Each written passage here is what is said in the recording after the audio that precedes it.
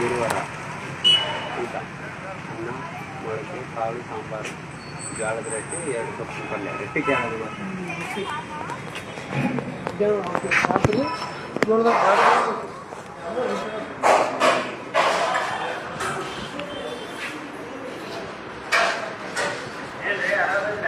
ಹಾಂ ಆರಾಮದಿ ಸರ್.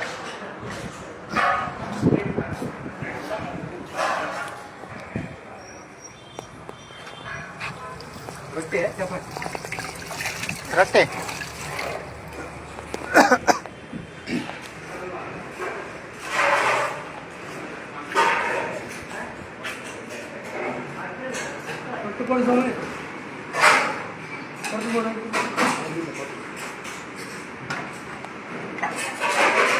ತುಂಬ ಕೊಡಂಗಿಲ್ಲ ಅರ್ಧನೇ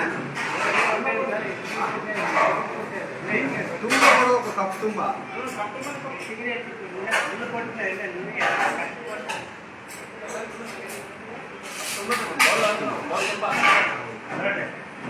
ಹಾಂ ಹಾಕಿ ಕೊಡಿ. ಹಾಂ ಚಪಾತಿ ಚಪಾತಿ ಬೇಕು. ರೊಟ್ಟಿ ಇಲ್ಲಣ್ಣ, ರೊಟ್ಟಿ ಇಲ್ಲ. ರೊಟ್ಟಿ ಐತಲ್ರಿ, ರೊಟ್ಟಿ ಐತಲ್ಲ, ಚಪಾತಿ ಕಳಿಸಿದ್ದಾರೆ ಅದ್ರ ಬದಲಿಗೆ. ಓಕೆ ಆಯ್ತು ಕೊಡಿ.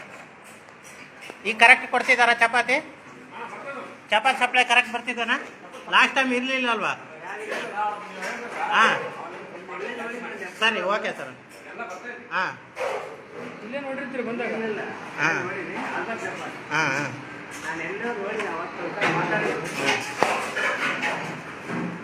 ಇದು ನಮ್ಮ ಬಳ್ಳಾರಿ ಜಿಲ್ಲಾ ಆಸ್ಪತ್ರೆಯಲ್ಲಿರುವಂತಹ ಇಂದಿರಾ ಕ್ಯಾಂಟೀನ್. ನಾವು ಲಾಸ್ಟ್ ಟೈಮ್ ಬಂದಾಗೆ ಚಪಾತಿ ಶಾರ್ಟೇಜ್ ಕೊಡ್ತಾಯಿದ್ರು. ಈಗ ವಿಚಾರಿಸಿದರೆ ಇಲ್ಲ ಚಪಾತಿ ಖಾಲಿ ಆಗಿದೆ, ರೊಟ್ಟಿ ಖಾಲಿ ಆಗಿದೆ ಅಂತ ಹೇಳ್ತಾಯಿದ್ರು. ಇವತ್ತು ಇದ್ದಾವೆ ಚಪಾತಿ, ನೋಡಿ ನೀವು ನೋಡ್ತಾ ಇರ್ಬೋದು. ಚಪಾತಿ ಕೊಡ್ತಿದ್ದಾರೆ, ತುಂಬ ಸಂತೋಷ.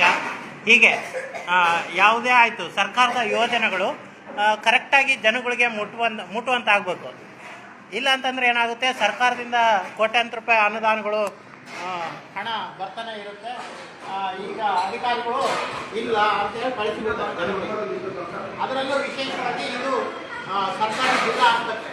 ಇಲ್ಲಿ ಬರುವಂತಹ ರೋಗಿಗಳು ಬಡವರೇ ಇರ್ತಾರೆ, ಯಾರು ಶ್ರೀಮಂತರು ಇರೋದಿಲ್ಲ. ಅದೇ ಉದ್ದೇಶದಿಂದ ಕರ್ನಾಟಕ ಸರ್ಕಾರ ಇಲ್ಲಿ ಇಂದಿರಾ ಕ್ಯಾಂಟೀನ್ ಪೌಷ್ಟಿಕ ಆಹಾರ ಸಿಗಬೇಕು ಜನಗಳಿಗೆ, ಬಡವರಿಗೆ. ಇದೇ ಊಟನ ಹೊರಗಡೆ ತಗೊಂಡ್ರೆ 70-80 ರೂಪಾಯಿ ಇರುತ್ತೆ.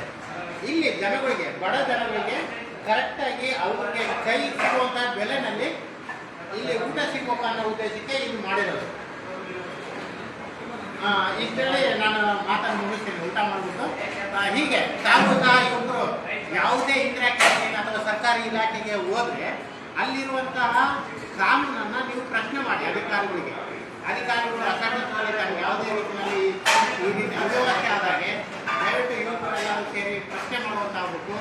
ಅಂಬೇಡ್ಕರ್ ಅವರು ಹೇಳ್ತಾರೆ, ಯಾವ ದೇಶದಲ್ಲಿ ಪ್ರಶ್ನೆ ಮಾಡುವಂಥ ಮನೋಭಾವನೆಗಳು ಇಲ್ವೋ ಆ ದೇಶದ ಸಂವಿಧಾನ ಎಷ್ಟೇ ಸದೃಢತೆಯಲ್ಲಿ ಅದು ವ್ಯರ್ಥ ಅನ್ನುವಂಥ ಮಾತನ್ನ ಹೇಳ್ತಾರೆ. ಅದಕ್ಕೆ ಯುವಕರು ಮತ್ತು ಜನಗಳು, ಪ್ರಜೆಗಳು ಏನೇನಿದ್ರು ಎಲ್ಲದನ್ನೂ ಪ್ರಶ್ನೆ ಮಾಡಿ ಅಂತೇಳಿ ಮನವಿ ಮಾಡ್ಕೊತೀವಿ.